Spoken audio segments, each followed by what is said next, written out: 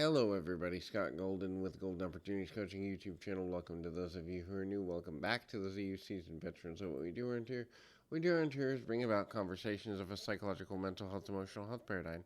We continue to connect on a deeper level in a consistent and focused manner. We've got over 1,400 of these, continuing to connect on a level on a consistent basis. Whatever we can is important here.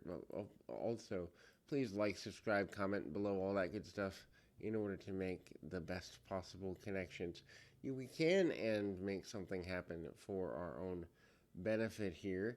And continuing to do that can lead us to knowledge of a good nature. The next kind of thing to look at is the tendency towards manipulation. So a manipulative person is going to have a few traits. If you're dealing with manipulation and trying to overcome the kind of the focus on someone being manipulative, it can be super challenging for a number of reasons. First thing is these individuals, in order to combat them, you need to be willing to say no. If you're constantly being manipulated, obviously the tendency is just to say yes to give in, to say yes to be kind, or to say yes to just make a person feel like what they think, feel, or where they're focused is important to you. But the problem is they're waiting for you to accommodate their need, and that wait to accommodate need is one of the most valuable things they use. When they feel they can wear you down, when they feel they can kind of punch you out emotionally, it can be extremely difficult in order to get your power back. You're also going to have to get to a place where any emotional manipulation they're doing is something you no longer care about. Getting to a place where you can turn off your emotions towards someone who is manipulating you is how you take your power back. Now, that doesn't mean you can't release the emotion later. It also doesn't mean you can't ultimately, feel whatever emotions you need to in order to rebalance yourself in a healthy way. But breaking free of a narcissistic entity, breaking free of someone who doesn't have the capacity to love, literally means being mature enough to kind of go into a place where you are emotionless.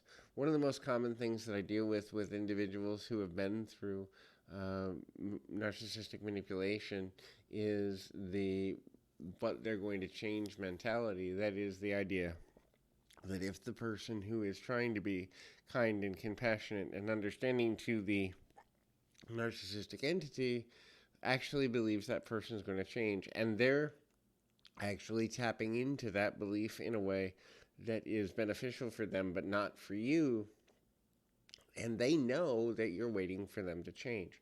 It's just that they don't care, so you have to combat them in the same way. Ultimately, you have to be able to look past the emotional impact that their actions are currently having and look towards the life that you want and realize that they're not concerned about the life that you want. They're not concerned about anything other than how they're going to benefit. Limit the amount of time you hang around manipulative people.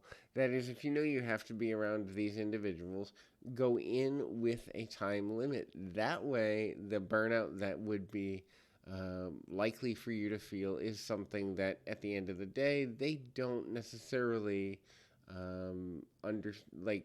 they don't think that they can continue the manipulative factor in a way that's going to give them leverage.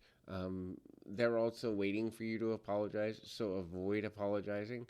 That's another one. Like, at the end of the day, if you need to kind of work through your tendency to apologize because you've been conditioned to do so, you can apologize later or admit that you wanted to apologize to a person at a later date through somebody else, a friend, a family member, your support network, emotional support network, but also kind of put yourself in the state of realizing that the manipulative person is waiting for you to apologize, waiting for you to ultimately kind of get to a place where you feel like you have to give them back your power. They're waiting for that power exchange, and the power exchange is something that they don't want to deal with.